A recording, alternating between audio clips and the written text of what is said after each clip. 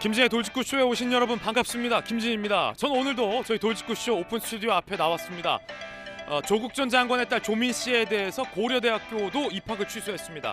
이로써 조민 씨는 대학 학부와 대학원 입학이 모두 다 취소가 됐습니다. 고등학교 졸업 경력만 남게 된 셈입니다. 조국 전 장관 측의 입장 반응 무엇일까요? 잠시 후에 전해드리겠습니다. 저는 비가 오나 눈이 오나 매일 아침 이곳에서 여러분을 기다리겠습니다. 김진의 돌직구쇼 지금 라이브로 시작합니다. 잠깐만요.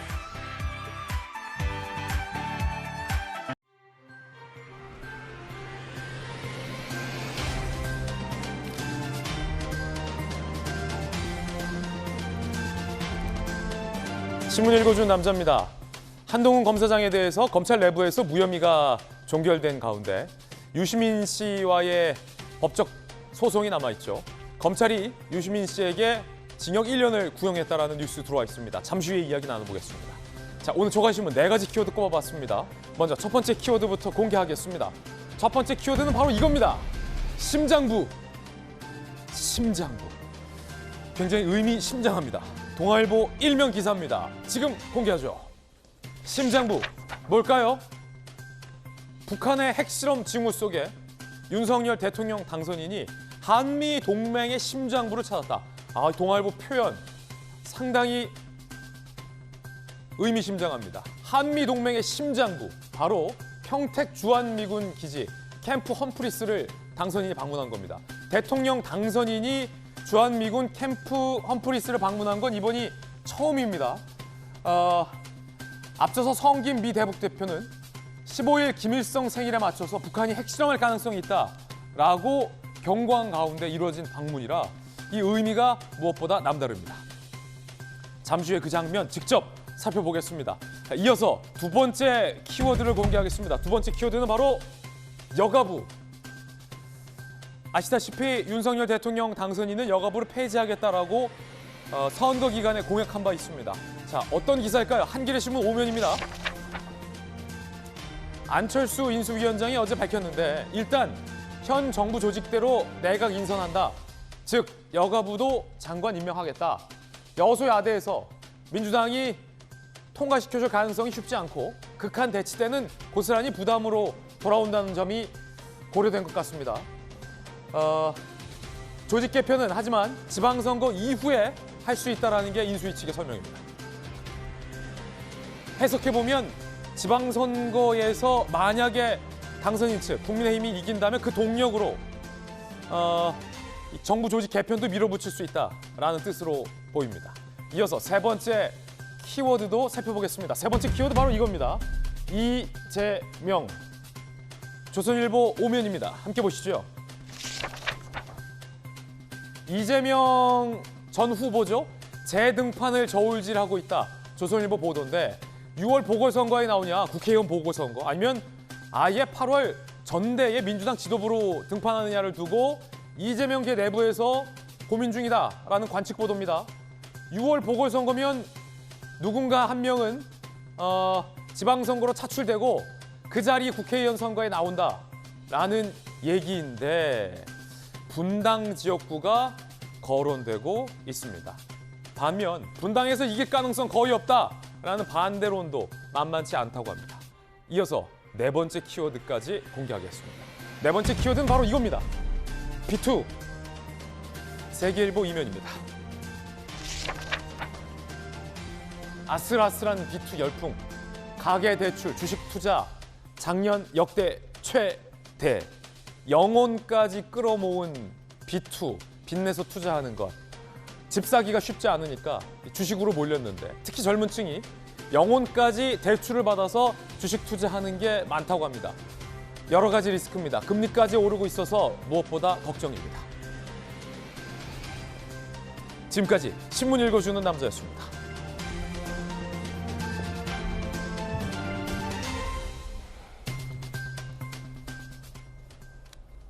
기분 좋은 금요일 아침입니다. 오늘 함께 하신 분들 소개해드리겠습니다. 법전 들고 나오신 정혁진 대표 변호사, 윤석열 당선인의 복심 김병민 전 대변인 나오셨습니다.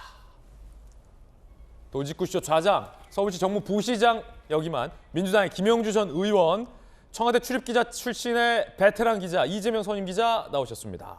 어서 오세요. 윤석열 대통령 당선인이 한미 동맹의 심장부를 찾았습니다.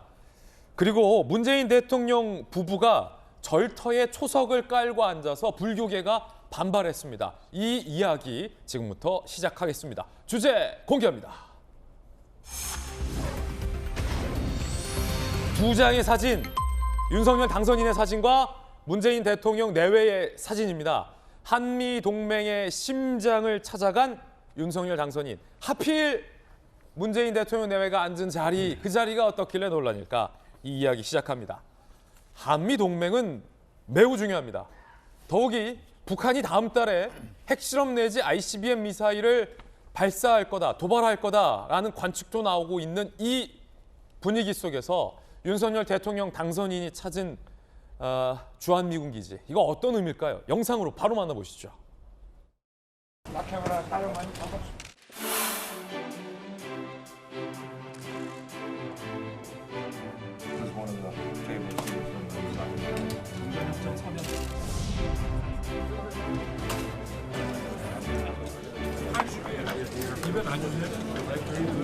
I do. I love it. Yes.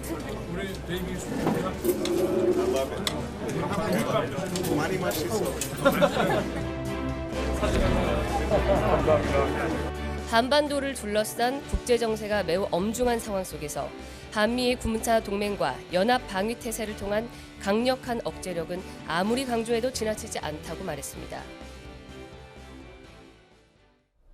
대통령 당선인이 임기 시작 전에 주한미군 기지를 방문한 건 이번이 처음입니다. 더욱이 평택으로 주한미군이 이전을 한 상황 속에서 북한의 핵실험 위기까지 거론되고 있는 터에 당선인이 주한미군 기지를 찾았다. 이거 어떤 의미일까? 전문가 있습니다. 정혁진 변호사가 국방부의 미군 기지 이전 사업의 법무실장 출신이라서 바로 저 당선인이 어제 찾았던 평택으로의 미군 기지 이전 업무를 추진하시잖아요. 국방부 내에서 근무하시면서. 네. 어떤 의미입니까? 저는 상당히 놀랐어요. 예. 어떻게 당선인이 그 평택 험프리스까지 갔을까? 그거를 또 헬기 타고 갔다면서요. 대통령 전용 헬기. 헬기로도 한 1시간 정도는 걸릴 겁니다. 그래요? 네네. 그런데 어떤 의미가 있냐면은 원래는 평택에 미군 기지가 있었는데 예. 이것을 확장한 거예요. 용산에는 미 8군이 있고요. 그다음에 전방에 미 2사단이 쭉 있었는데 예. 그것을 다 평택으로 모은 거죠. 그래서 용산에 있는 기지가 80만 평인데 평택은 450만 평입니다. 뭐 이거는 규모가 비교가 안 되네요. 세계에서 가장 큰 미군 기지이기도 하지만 저 해외에 있는 미국 말고 미국 본토 말고 해외에 있는 가장 큰 기지이기도 하지만 세계 최고의 기지예요. 예. 그다음에 여기에는 미군 기지만 있는 것이 아니라 우리나라 한국 공군 기지도 있고요. 예. 그다음에 이 기지는 우리가 미군한테 쓰라고 건설해 준 거지만 이것을 우리가 미국한테 소유권을 넘겨준 게 아니라 그 땅을 무상 임대한 거거든요. 영어로 이제 그랜트한 것이기 때문에. 예. 그래서 지금 사실은 용산으로 청와대를 옮긴다라는 말 때문에 안보 위기가 있는 것이 아니야 많은 사람들이 걱정을 하는데 예. 가장 큰 안보는 한미 동맹이다. 굳건한 한미 동맹이다라고 하는 것을 무언의 행동으로 윤석열 당선자가 보여주신 것이 아닌가 저는 그렇게 생각이 들었습니다. 그렇군요. 김병민 전 대변인님. 예. 사실은 주한미군 측에 불만 아닌 불만이 현 정부 때 있어 왔습니다. 물론 코로나 영향이 가장 크게 고려됐겠지만 한국군과 미국군, 국군과 미국군, 이 동맹군이 함께 실전 한미 훈련을 전통적으로 한미 양국 간에 해왔고 북한의 도발 위협에 맞서서 우리의 동맹을 과시했던 실제 훈련이었는데 공교롭게도 문재인 정부 임기 동안 이 북한과의 대화 모드가 강조되고 또 코로나가 겹쳐지면서 한국과 미국군 사이에 실전 동맹 훈련이 실시된 적이 거의 없었다라는 거예요. 그게 예. 미국군 입장에서는 굉장히 좀 뭐랄까 좀 우려됐고 좀 불만이었던 점이었다고 해요.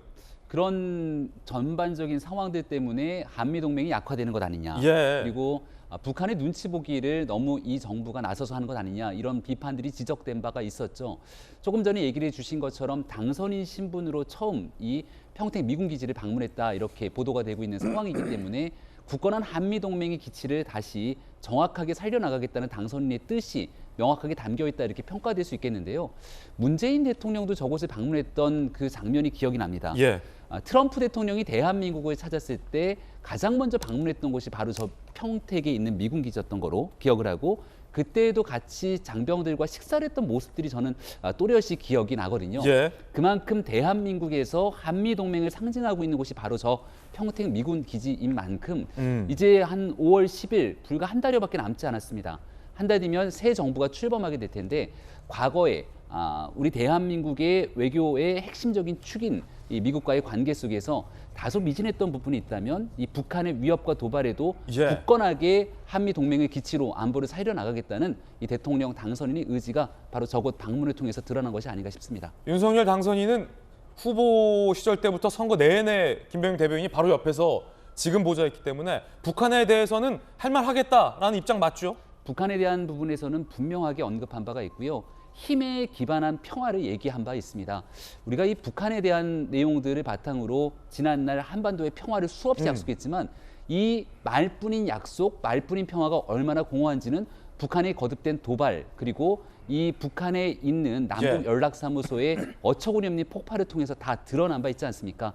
굳건한 동맹을 기반한 힘에 의한 평화를 통해서 한반도에 있는 평화까지도 함께 가져가겠다는 당선인의 굳은 뜻 잘 이행해 나갈 거라고 생각합니다. 할 말 하겠다 북한에.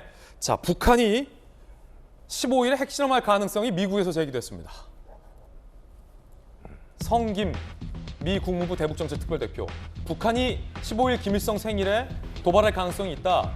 또 다른 ICBM 발사가 될 수도 있고 극초음속 미사일 발사가 될 수 있고 극단적으로는 핵실험을 할 수도 있다. 이재명 기자, 지금 누구보다 북한 전문가고 한반도 전문가인 성김 대사의 이 경고, 북한이 바로 다음 달에 핵실험할 수 있다 이 말입니까? 그렇죠. 성김 대표의 경고가 결코 가볍게 들리지 않지요. 그러니까 지금 그러니까 윤석열 당선인이 당선 신분을 처음 주한 미군 기준을 갔다 여러 가지 의미가 있는데 사실 왜 어제 갔냐가 되게 중요한 거죠. 그거는 요 다음 주에 북한의 고강도 도발이 예정돼 있는 거죠. 다음 주. 조금 전에 본 것처럼 다음 주 금요일 15일이 이제 북한의 최대 명절인 김일성 생일 태양절이죠. 태양절 110주년입니다. 그리고 또 다음 주 월요일인 11일이 김정은 위원장이 노동당 제1비서로 추대된 지 10년이 된 날입니다. 딱 110주년에 10년이네요. 110주년과 10주년이죠. 그럼 그만큼 김정은 위원장 입장에서 뭔가 성과를 좀 보여줘야 할 상황인 거죠, 분명히. 예. 그런데 다음 주에 어쨌든 간에 고강도 도발 예측되는 건 지금 얘기한 것처럼 7차 핵실험이나 아니면 또 더 진화된 대륙간 탄도미사일을 다시 쏘아 올릴 수도 있겠죠. 그런 도발이 예정돼 있는 거의 전망이 확실시된 상황에서 결국은 어제 윤석열 당선인이 주한 미군기를 찾아서 결국은 북한이 가장 두려워하는 게 미국의 전략 자산이죠. 전략 폭격기라든지 아니면 항공모함을 한반도에 언제든 전개할 수 있다. 이런 것들을 보여주기 위한 게 아니었나 이렇게 풀이할 수 있을 것 같습니다. 아니 보통 생일이거나 기념일에는 폭죽을 쏴야지 왜 미사일을 쏩니까? 도통 이해가 안 돼요. 북한 입장에서는 ICBM 자체가 일종의 폭죽이겠죠. 세계를 향한 폭죽이라고 자기들은 믿겠죠. 굉장히 흥미로운 표현이군요. 세계를 향한 폭죽이라고 북한은 믿고 있을 거다. 그 가운데 한미동맹을 강조한 겁니다. 새 정부의 이름, 역대 정부마다 좋은 이름도 많았습니다. 국민의 정부, 참여 정부 많았죠. 문재인 정부는 문재인 정부라고 이름을 붙였고 윤석열 정부는 뭐라고 이름을 붙일까요? 함께 보시죠. 윤석열 정부로 간다는 것, 많은 인수위 생각. 윤석열의 상징성, 우리 정부 방향에 대해서 윤석열 외에 어떤 단어가 더 명확하게 표현할 수 있을까 싶다라고 장제원 당선인 비서실장은 의견을 냈습니다. 새 정부의 명칭은 윤석열 정부, 아직 확정적이진 않은 건데 또 장명의 전문가 김영주 의원님, 새 정부의 이름 윤석열 정부 지금 일단 유력하다라고 해요. 일각에 많은 얘기들이 있다고요. 공정한 정부 내지는 바른 정부 이런 아이디어도 있었다고 하는데 윤석열 정부가 가장 좀 유력하다. 근데 예전에는 참여 정부 이렇게 이름을 좀 짓지 않았습니까? 네. 참여 정부, 국민의 정부 여러 정부들이 많이 있습니다만은 최근에는 어쨌든 당선자 대통령의 이름을 따서 정부 이름을 많이 하고 더 한다면 그 용산 정부 혹은 그야말로 공정과 상식의 정부 이런 것들이 있을 수 있겠습니다. 공정과 상식의 정부도 이름 괜찮네요. 네. 그래서 또 용의주 정부, 용의 여의주를 문 정부. 용의주 정부. 예. 좀 약간 용의주도해 보이군요. 예.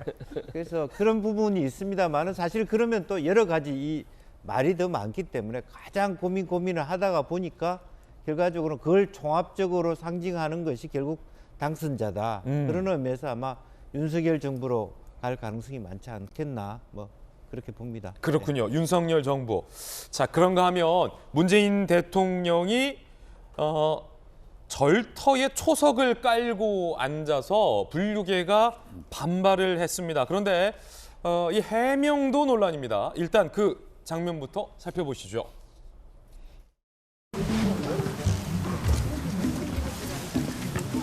대통령 저희 근데 이게 옆 모양이 요것도 틀리고 요것도 틀린데 두 가지인데 왜 이렇게 이걸 뭐 여기에서 그 조선 정부의 그 기와 초석들이 지금 발견되고 있기 때문에 지금 보시는 이런 초석들은 최근의 것이고요. 본격적으로 이 불구를 하면 아마 시기가 삼국시대까지도 올라갈 수도 있습니다. 근데 이게 두 가지 모형이 여기가 있고 요거랑 여기에 그 사찰을 세우려는 스님이 아마 이제 개인적으로 이렇게 지금 조각을 한 거고 그렇겠죠. 유물적인 가치는 맞습니다. 아직은 없습니다.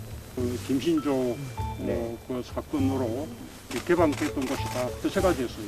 네. 아마 그래서 그때 결이 들어서는 것이 그곳으로 중단된 그리고 이 부자재가 남은 것으로 그렇게 보입니다. 전문 발굴 조사를 하면 그런 증거들이 나올 것으로 저희는 기대를 하고 있습니다.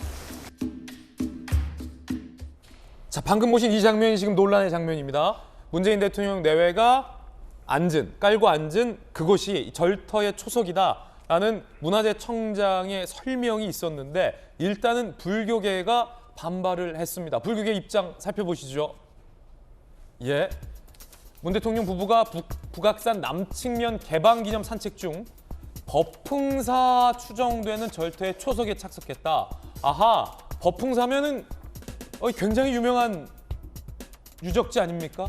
신라 시기에 창설된 사찰, 현재 건물터와 초석 등만 남아있는 불교계에서는 굉장히 의미 있는 법흥사로 추정되는 절터 초석에 착석을 한 겁니다.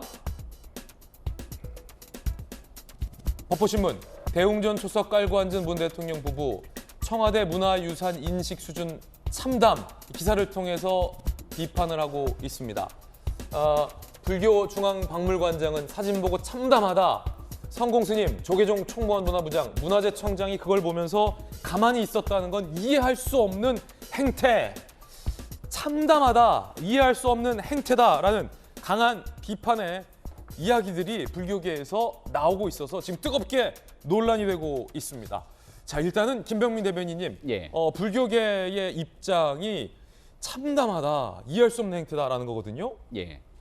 여기 대해서 이 문화 유적으로서의 가치가 있고 없고에 대한 판단을 가지고 저곳에 앉는 부분들을 허용했다, 이렇게 지금 문화재청장이 얘기를 하고 있는 것 같은데, 그런 모습들만 갖고 지금 불교계가 하고 있는 반발을 과연 충분하게 납득하고 이해할 수 있는지가 좀 미지수인 것 같습니다. 일단은 문재인 대통령이 저 개방을 통해서 앉았던 곳에 대해서는 저것이 이제 가장 최근에 지어진 초석이라 할지라도 일단 종교에 대한 기본적인 예우 차원에 대한 부분들이 존재하는가, 이런 논란으로까지 번질 수가 있는데요. 지금 불교계 쪽에서 나왔던 얘기를 보게 되면 문재인 대통령의 종교는 카톨릭으로 알려져 있지 않습니까? 만약 입장을 바꿔서 카톨릭의 성물이라든지 중요한 뭔가의 사실상 이런 일이라면 문재인 대통령이 저런 방식으로 할 수 있겠냐는 비판의 목소리들도 상당히 있을 수밖에 없겠는데, 이게 과거 얼마 전에 있었던 정청래 의원이 불교계의 불심들을 확 자극했던 발언들이 있지 않습니까? 민주당의 정청래 의원. 그 당시 대통령 선거 전이었고 그때 얘기했던 봉이 김설당 등에 대한 발언으로 한동안 불교계가 굉장히 어려웠던 시기를 민주당이 겪었던 적도 있거든요. 그렇다면 이제 행동 하나하나 또 대통령이 가지고 있는 상징적인 위치에 있기 때문에 저렇게 초석에 걸터 앉아 있는 모습만으로 누군가에게 불편함이나 혹은 모욕적인 상황을 줄 수 있다면 여기에 대해서 깊이 헤아리지 못해 죄송하다 등에 대한 반응이 나와야 되는데, 이거 문화재 유적에 대해서 가치가 없는 상황으로서 이렇게 비껴가게 되는 모습들을 취하다 보니까 오히려 비판과 논란들이 좀 가중되고 있는 모습으로 보입니다. 일단 청와대 이 북악산에 대한 개방도 5월 10일이면 청와대가 다 개방이 되는 상태다 보니까 그 이전에 앞서서 문재인 대통령 청와대가 너무 성급하게 개방에 대한 성과를 먼저 내려고 한 것 아니냐 이런 비판의 목소리들까지 있게 되는데요. 예. 전체적으로 왜 지금 이 상황에서 비판적 목소리가 크게 나오는지에 대해서 좀 귀를 열고 경청하는 자세를 가져야 되지 않을까 싶습니다. 오늘 동아일보 보도는 불교계가 불교 문화유산에 대한 청와대 인식이 낮다라는 지금 비판까지 하고 있는데 불교계의 이런 또 불편한 마음. 자, 김영주 의원님. 예. 그 불교계의 어떤 문화유산 절터의 초석은 깔고 앉으면 안 된다라는 게 이제 불교계의 입장이군요. 네. 사실 뭐 얼마 전에 문재인 대통령께서 승파 스님 종정 추대식에 참여를 했습니다. 그리고 앞으로 이제 뭐 통도사에 계시기 때문에 그 양산에 내려갔을 때도 뭐 자주 뵙겠다. 뭐 종교는 가톨릭이지만 불교에 대한 어떤 그 존경과 관심은 적지 않다고 봤습니다. 문제는 이제 저기를 앉기 전에 대통령 부부께서 여기 앉아도 되느냐 문화재 청장한테 물어봤다는 거 아닙니까? 그런데 오히려 청장의 어떤 문화재에 대한 인식이 저는 문제인 것 같아요. 여기가 이게 역사가 있고 없고를 떠나서 이거는 불교의 유적일 수 있기 때문에 좀 조심하셨으면 좋겠습니다. 이렇게 오히려 말을 했다면 조금 이런 사단이 나지 않을 수도 있었을 텐데. 어쨌든 저 초석이라는 게 그냥 등산객들 앉으라고 만들어 놓은 건 아니잖아요. 아니고, 명백히. 예, 그래서 어떤 부처님을 모시는 말하자면 절터를 짓기 위해서 만든 공간이기 때문에 굉장히 어떤 불심의 간절함과 어떤 정성을 담아서 한돌 한돌 쌓았을 텐데. 그러니까 신라 법흥사 때 거는 아니라 하더라도 근대적인 최근의 것이라 하더라도 그런 어떤 마음에 대한 존중감은 좀 조심했어야 되지 않느냐 이런 것이고요. 다만 이렇게 해명에 있어서도 물어봤는데 앉으라 해서 앉았다 이런 것으로 끝날 것이 아니라 그럼에도 불구하고 만약 이게 불교계에 말하자면 뭐 이렇게 그 불심을 담는 많은 분들에 대한 마음을 좀 아프게 했다면 용서를 빈다. 유감의 표명도 필요한 거 아닌가 생각이 들고 또 하나는 지금 저거 개방하는 부분의 시점은 그렇게 막 앞다투어서 개방했다기보다는 어차피 저 말하자면 한성 예틀을 개방하면서 이렇게 이번에 5.2km 완전 복원하지 않습니까? 그동안에 꾸준한 준비를 통해서 해왔다는 말씀은 드려야 될 것 같습니다. 그렇군요. 해명이 더 큰 논란을 불러오고 있다는 언론 보도가 많습니다. 뭐라고 해명했길래 함께 보시죠. 문화재청 법흥사터 초석은 지정 또는 등록문화재가 아니다. 사전에 보다 섬세하게 준비하지 못했다는 지적에 대해서는 공감하며 유의할 것이다. 그러니까 사과를 하지 않고 문화재청에서 저거 뭐 문화재도 아닌데 뭐 라는 식으로 비춰질 수 있는, 오해될 수 있는 해명이 나왔다는 거죠. 그러면은 저 장면에 대통령 내외가 깔고 앉은 저 장면에 상처받은 분들이 불교계에 있다면 과연 이 문화재청의 해명이 상처받은 분들의 마음을 위로해주는 해명이 될까요? 아니면 화를 돋구는 해명이 될까요? 그거 지정문화재, 등록문화재 아닌데. 박수현 수석, 누군가 법흥사 복원위에 깎았다가 김신조 사건 이후에 벌어져 있던 그냥 그런 돌이다 라고 해서 더 논란이 커지고 있습니다. 그냥 그런 돌. 그러면 저 장면에 상처받고 유감을 표명한 분들은 그냥 그런 돌에 괜히 시비 거는 분들이 된 겁니까? 자, 홍보수석의, 소통수석의 이 같은 표현은 굉장히 부적절하다는 언론들의 비판이 많습니다. 자, 불교중앙박물관장 60년대 사찰 중건위에 놓은 초석이다. 50년이 넘은 문화재다. 유럽에선 오래된 성당 계단에도 앉지 못하게 한다. 지정문화재가 아니라서 앉아도 된다는 식 종교 문화재에 대한 예의가 없는 것이다. 사과해야 한다. 라고 비판에 비판을 냈습니다. 안타깝군요. 이 해명이 더욱더 화를 돋군 건데 청와대 출입했었던 베테랑 기자 입장에서 보면 어떻습니까? 문화재청과 청와대의 해명이 각각 논란이에요. 문화재청은 지정문화재도 아닌데 라는 해명. 더 나아가서 청와대 소통수석은 그냥 그런 돌이다. 그냥 그런 돌이다. 그러니까 저희가 늘 얘기하지만 이제 해명의 진정성이 담보되지 않으면 그게 더 논란이 되는 경우가 많죠. 이번 경우가 아주 대표적인 경우가 아닌가 싶습니다. 그러니까 법흥사 지금 초석은 그러니까 신라 때 창건했던 법흥사 당시의 초석은 아니죠. 예. 그런데 이제 법흥사의 걸 재건하기 위해서 초석을 만들었다. 근데 그게 언제니 정확한 연도는 알 수 없지만 최소한 1968년에 북한의 무장공비가 청와대 습격 사건을 하기 이전에 법흥사를 재건하기 위해서 만든 초석이다 이렇게 지금 보이는 거죠. 예. 근데 당시에 이제 1968년도에 습격 사건이 나고 나서 그 공간이 전부 다 민간인 통제 구역이 되면서 이제 더 이상 재건 작업을 못한 거다.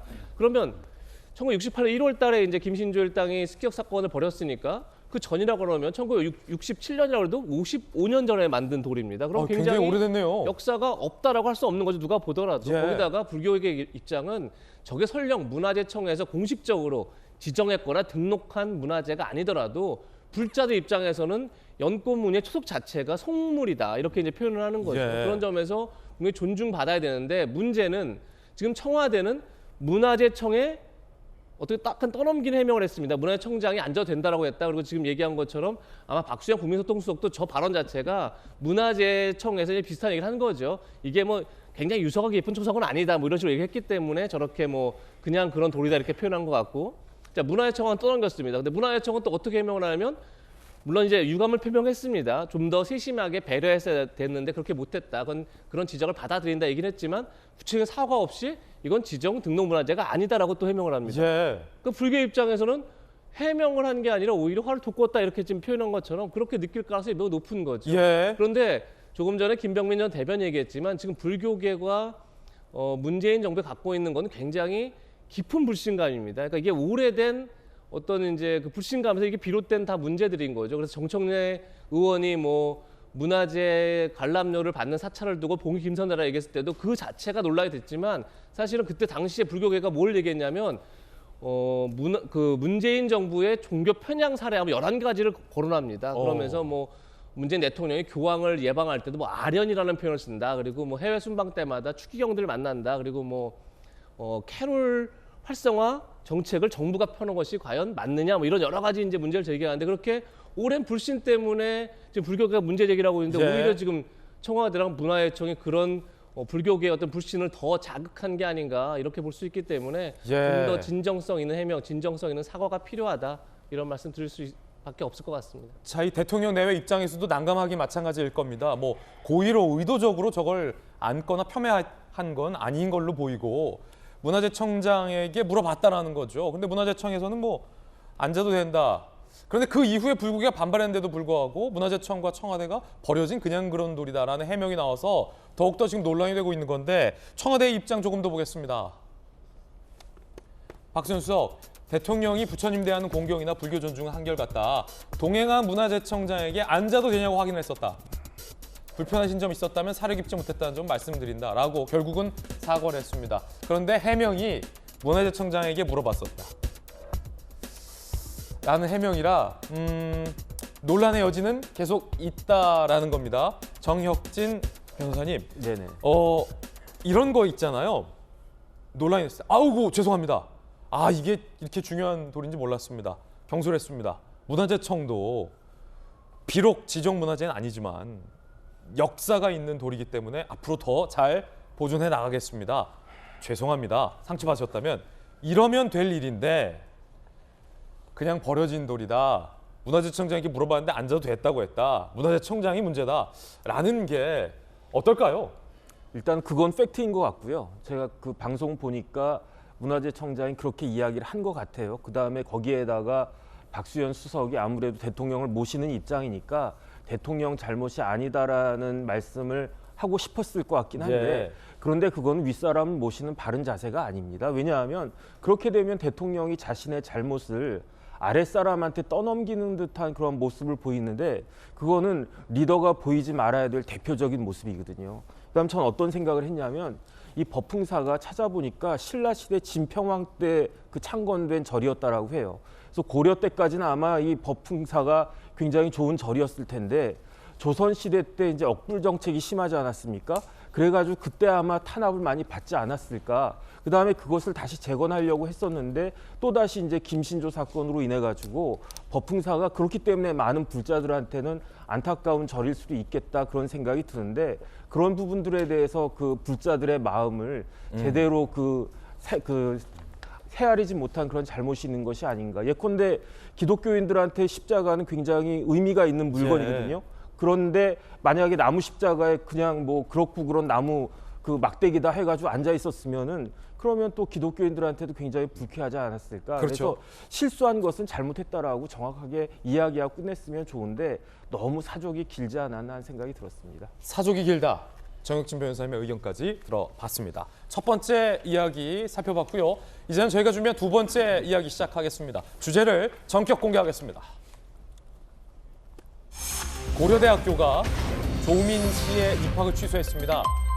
유시민 씨에 대해서 검찰이 징역 1년을 구형했습니다. 그럼 법원은 어떤 판단을 내릴지 궁금합니다.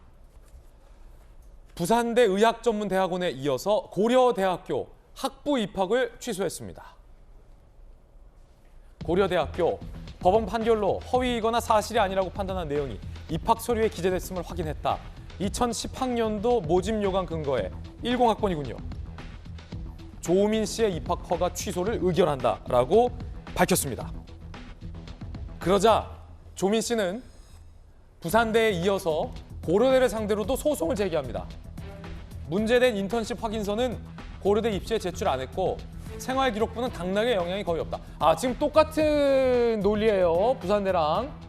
허위 스펙과 생활부는 당락에 영향이 없기 때문에 허위라도 괜찮다. 자, 이런 논리인데 하지만 고려대는 생활기록부에 허위가 있다며 입학 취소를 밀어붙였다.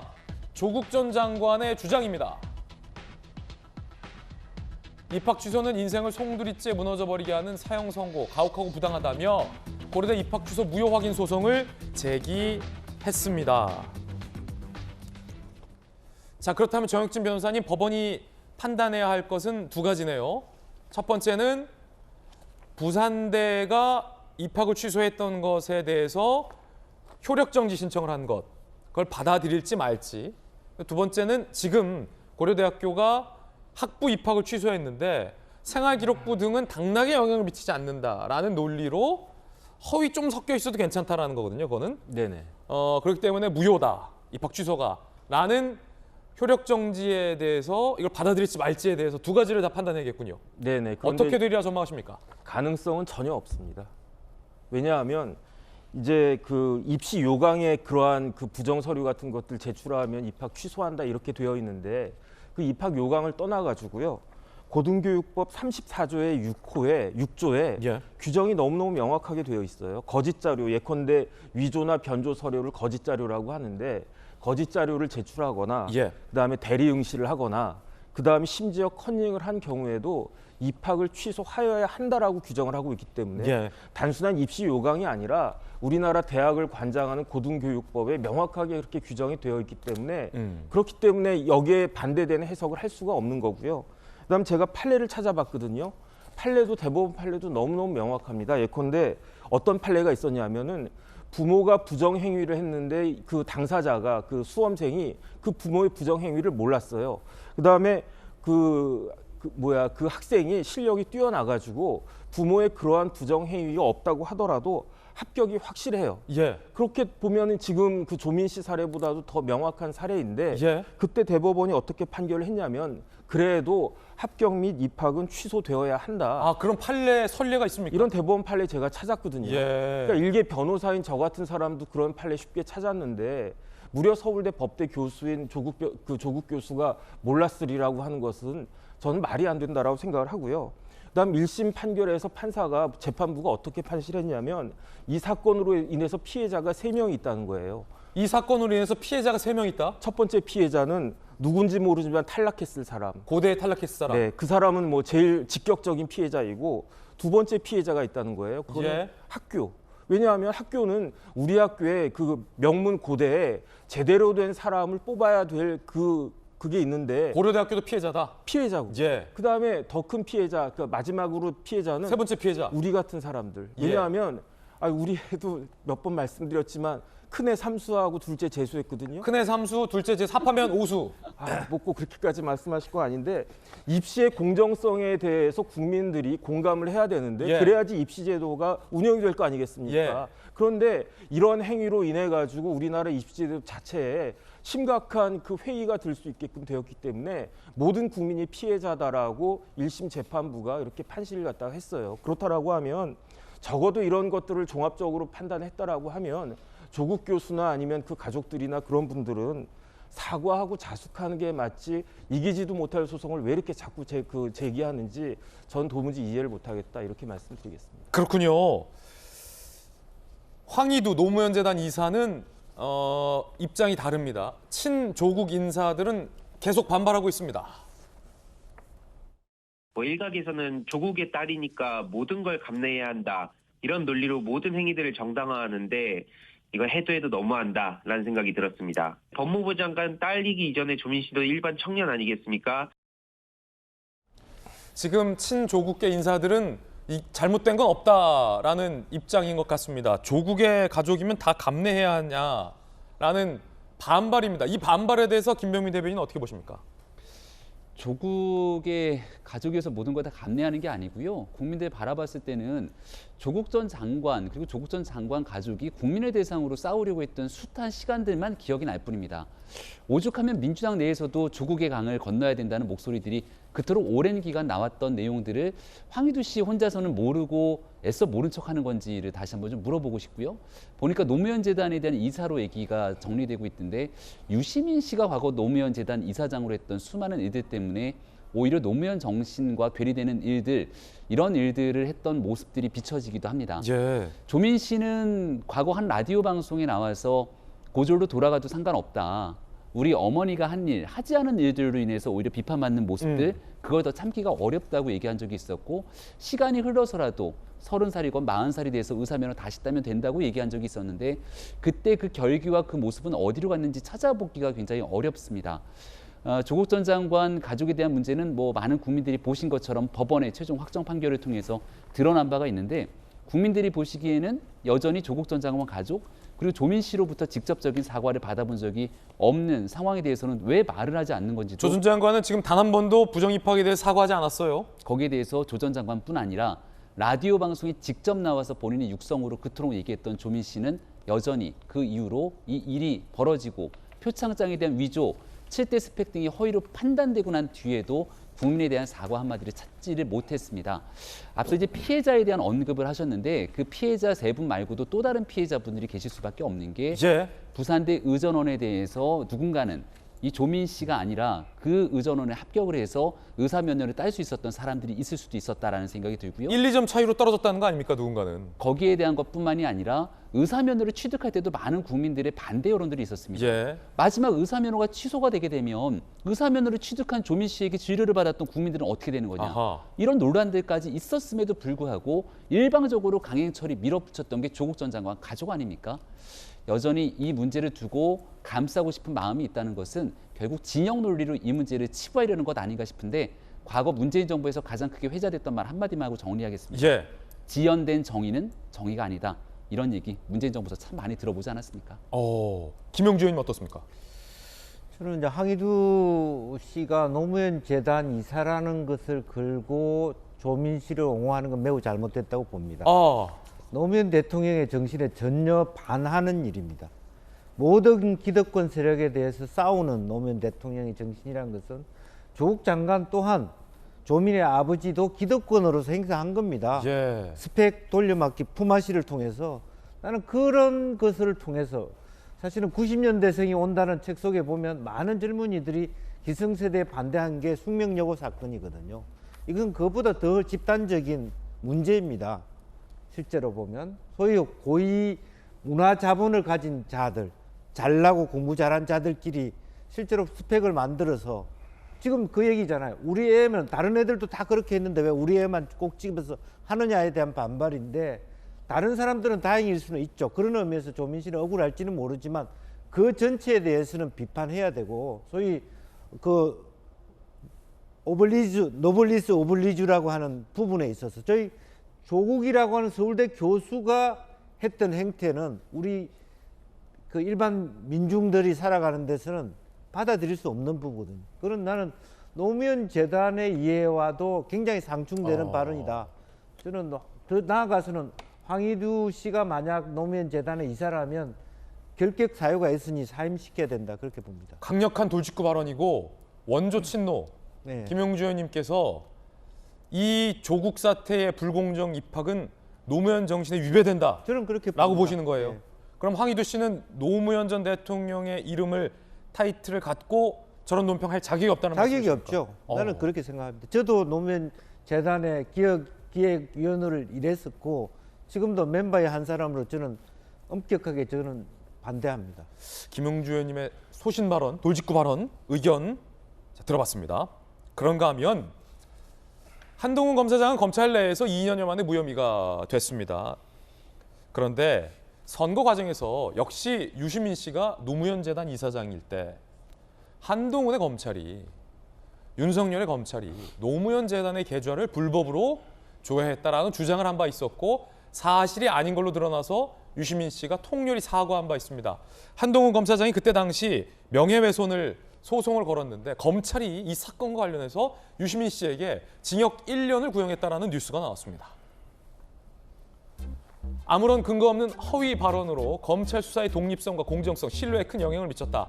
피해자가 심각한 명예훼손을 당했음에도 사과와 합의도 없었다. 검찰은 징역 1년을 구형했습니다. 이재명 기자, 검찰의 징역 1년 구형 어떻게 보십니까?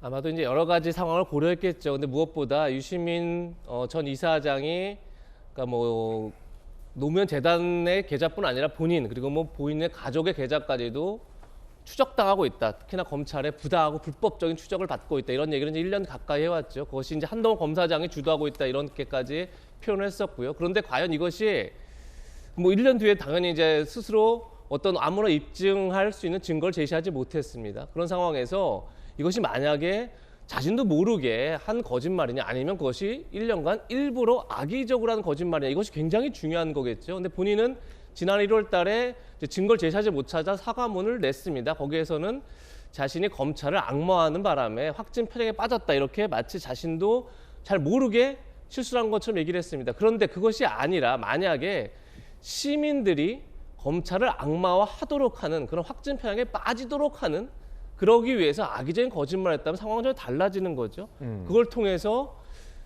조국 전 장관 수사의 부당함을 일부러 의도적으로 과장하고 그리고 검찰 개혁의 어떤 당위성을 만들기 위해서 그렇게 했다 그러면 사실 전혀 다른 문제인데 어허. 아마 검찰은 그 이후 그러니까 사과문을 냈지만 그 이후 전혀 어떤 반성의 발언이 이어지지 않고 그리고 한동훈 검사장에가도 어떤 뭐 합의의 과정들을 위한 노력들이 없고 이런 걸 봤을 때 결국은 자기가 모르고 거짓말한 게 아니라 악의적으로 조국 전 장관 수사를 부당하게 만들고 또 검찰 개혁의 어떤 당위성을 위해서 악의적인 거짓말을 했다 이렇게 판단을 했기 때문에 나름 어쨌든 명예훼손 치고는 이제 징역 1년 구형이라는 게 사실 이제 낮은 수위는 아닌데 굉장히 높은 그런 구형을 한 게 아닌가 저는 이렇게 보고 있습니다. 2019년 12월이었습니다. 그때 당시 유시민 노무현 재단 이사장의 발언 들어보시죠. 논란의 발언입니다.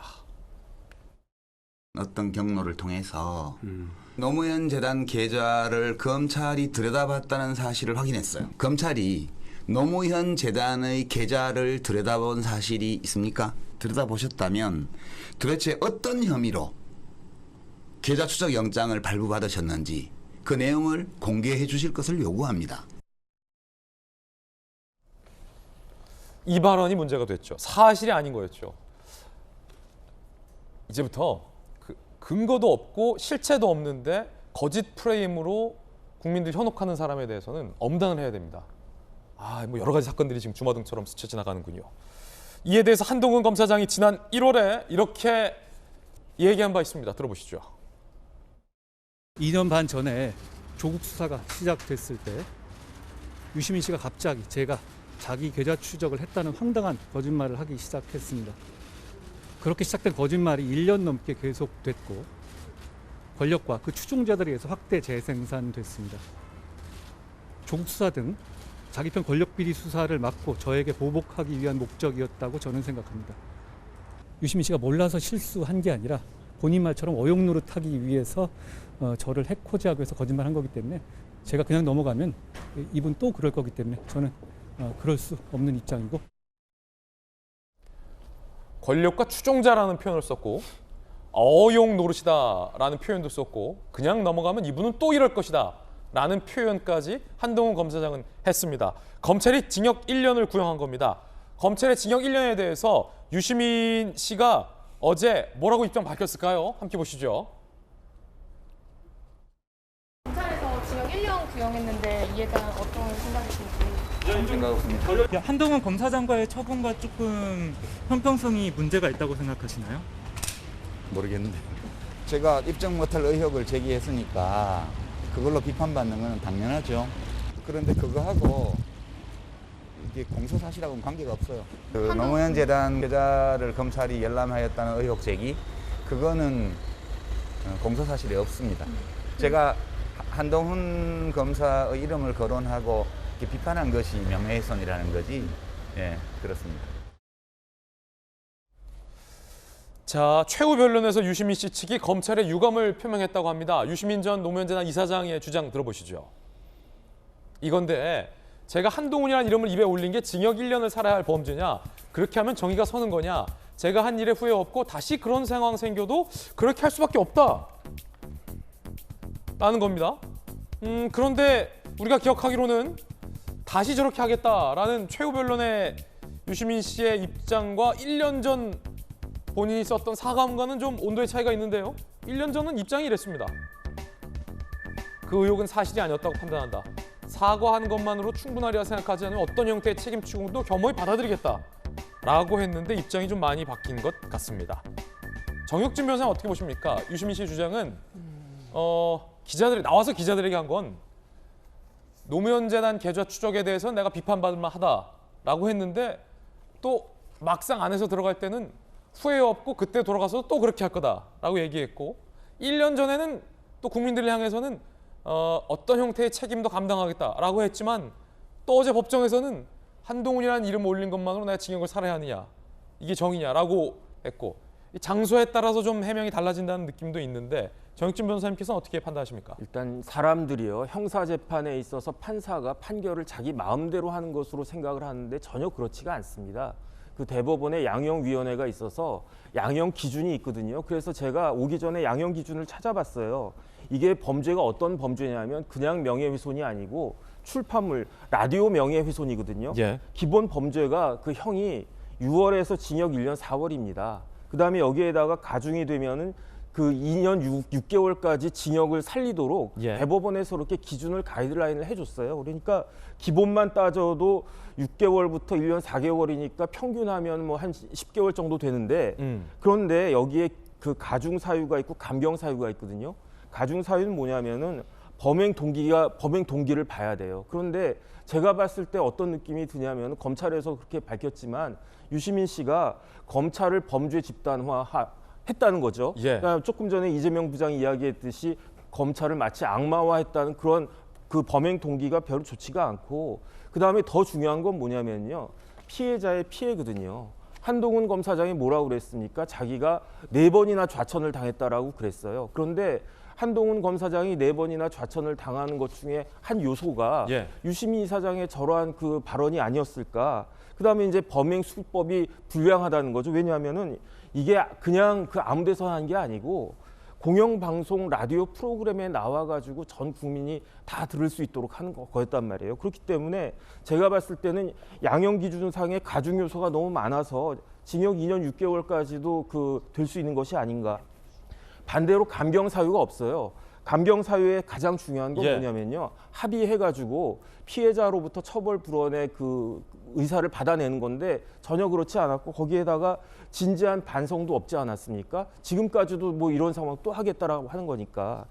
왜냐하면 저희가 옛날에 고시 공부할 때는 명예훼손이라고 하는 게 이렇게 몇 명 모여 있을 때 뭐 너 이렇게 그런 거였는데 옛날에는 인터넷도 없었고 스마트폰도 없었어요. 그런데 지금은 만약에 명예훼손이 되면 전 국민이 다 저 사람이 저런 사람이구나 해가지고 명예훼손의 피해가 옛날과는 비교할 수 없게 됐기 때문에 사실은 강력하게 처벌이 돼야 된다라고 지금 대법원에서 보고 있는데 그럼에도 불구하고 그런 부분들을 확인하지 않았나 저는 의문이 듭니다. 그렇군요. 정영진 변호사의 의견 들어봤습니다. 그런가 하면 한동훈 검사장에 대해서 검찰이 신라젠 취재 의혹과 관련해서 혐의 없음으로 2년 만에 뒤늦게 종결을 했는데 박범계 법무부 장관은 생각이 많이 다른 것 같습니다. 박 장관 이야기 들어보시죠. 한동훈 검사장 무혐의 처분 관련해서 장관의 입장 궁금합니다. 질문이 포괄적이시네. 냉정한 현실의 저는 결과물이라고 보고요. 감정에 충실한 거는 알겠는데 검찰 요직을 맡을 것이다 라는 그런 보도들이 많이 있고 예상을 하지 않습니까? 그런 측면에서 아쉽다 하는 그런 생각을 하게 되고 서울중앙지검이 아이폰 기술력의 한계를 언급했으니 뭐 제가 뭐라 하겠습니까? 기술로 못 푼다는데 그런 게 아쉽죠. 항고 여부는 고발하신 분들의 고려 사항이니까 제가 언급할 사항은 아니지만 사건이 다 끝난 건 아니라고 생각합니다. 자, 박범계 법무부 장관의 개인적인 견해 들어봤습니다. 이번엔 저희가 준비한 다음 이야기, 세 번째 이야기의 주제 공개하겠습니다.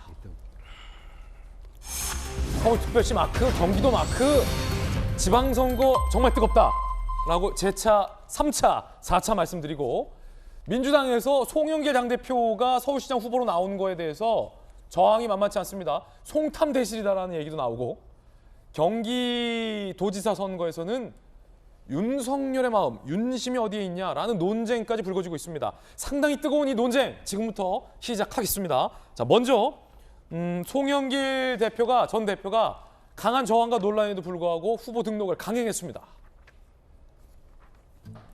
어쩌면 해볼 만할 수도 있다라고 해주는 분이 많다. 해볼 만하다 해서 할 수 있다로 바꿔내겠다라고 강행, 등록 강행, my way, 나는 등록 간다. 서울시로 후보 등록했습니다. 그러자 최재성 전 정무수석이 강하게 비판했습니다. 소탐대실이라는 한자 성어를 송탐대실로 바꿨습니다. 들어보시죠. 명분과 또 정치적 신뢰 같은 것을 다 밟고 그렇게 나가는 것은 아마 이게 송 대표 개인의 문제가 아니고 민주당의 태도와 자세, 신뢰 문제까지도 연결이 되기 때문에 그래서 이건 송탐대실이에요. 송탐대실. 그런 시도 자체를 하지 말았어야 된다고 봅니다. 아마 쉽지 않을 겁니다. 송영길 대표의 출마 강행, 당내 갈등은 고조되고 있습니다. 살펴보시죠. 자, 김민석 의원, 송영길 출마 공개 반대 입장. 지금 뭐 최재성 전 수석과 김민석 의원, 뭐 당내 10여 명 의원 등등 연일 입장들을 내고 있어요. 전직 당대표 출마 놓고 당이 정치적 혼선에 빠졌다. 계급장 떼자. 계급장은 이미 떼지지 않았습니까? 전 대표니까. 끝장 토론하자. 지도부의 공개 토론은 재차 촉구했습니다. 아, 지도부의 공개 토론을 촉구했군요. 자, 그러자 대표적인 이재명계로 부상한 조홍천 의원은 이렇게 반박합니다. 송영길 출마에 대해서 반대하는 사람들은 대선 패배라는 중병에 아파하고 변하려는 것. 전체적으로 봤을 때 마이너스 아니다. 무슨 뜻이죠? 그러니까 송 대표가 나가도 된다.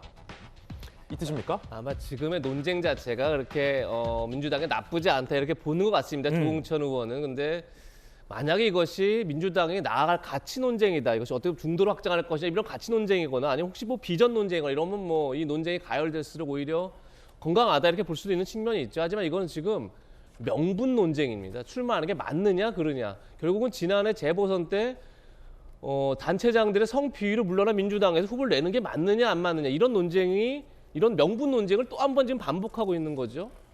근데 지금 송영길 대표가 본인은 희생이라고 썼습니다. 그런데 많은 이들이 특히나 당내 사람들은 그걸 욕심이라고 읽습니다. 왜 그러겠습니까? 그건 사실 너무나 분명한 이유가 있는 겁니다. 아니, 대선 패배의 책임을 지고 당대표에 물러났는데 한 달도 안 돼서 내가 희생하겠어 라고 나섰는데 사람들이 아 그건 희생이야 라고 생각할 사람들이 과연 얼마나 있을 것인가 일단 의문인 거고 두 번째는 본인이 대선 기간에 586 용태론을 오히려 주장하면서 다음 총선 불출마 선언했습니다. 그러면서 이제 우상호 의원도 총선 불출마를 재확인했고 거기에 따라서 조금 전에 송탐대실이라고 비판했던 최재성 전 정무수석, 그다음 김영춘 전 의원 등이 똑바로 586 핵심들이 정계 은퇴를 선언했습니다. 그런데 본인은 정계 은퇴 그러니까 586 용태론에 불을 지피고 나서 총선 대신 더 큰 서울시에 나가겠다 그러면 도대체 이게 그 사람들은 도대체 어떻게 되는 겁니까?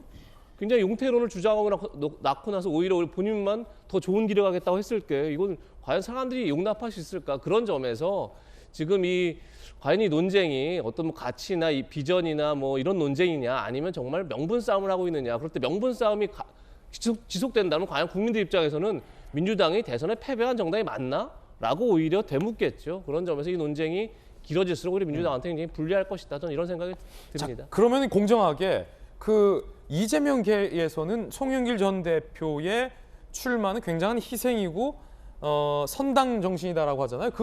주장은 어떤 주장이죠? 글쎄요, 이제 누가 보더라도 이번 서울시장 선거에서 누가 나가도 이기기 어렵다라고 하는 힘든 선거다. 1단 1. 그렇기 때문에 예.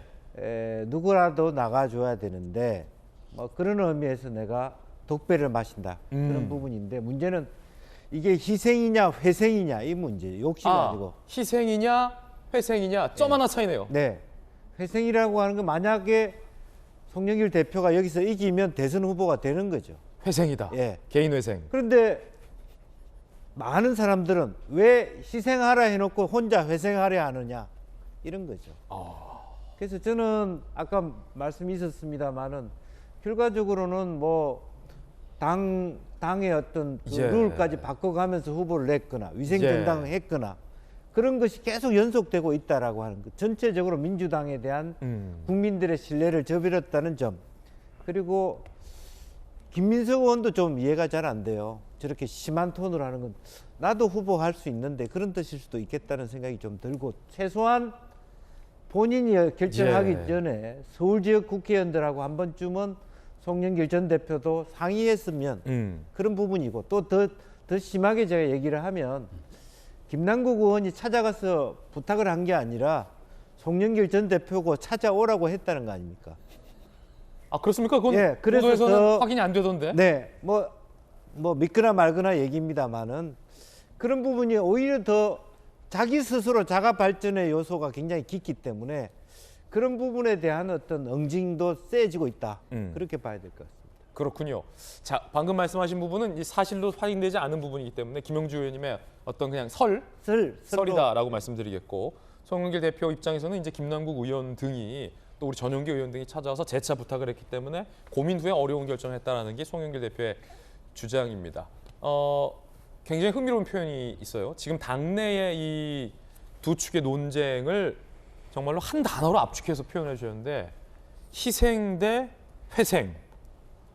이 관점이 굉장히 절묘한 표현 같습니다. 두 가지 당내의 움직임 저희 모두 다 전해드리고 있고요.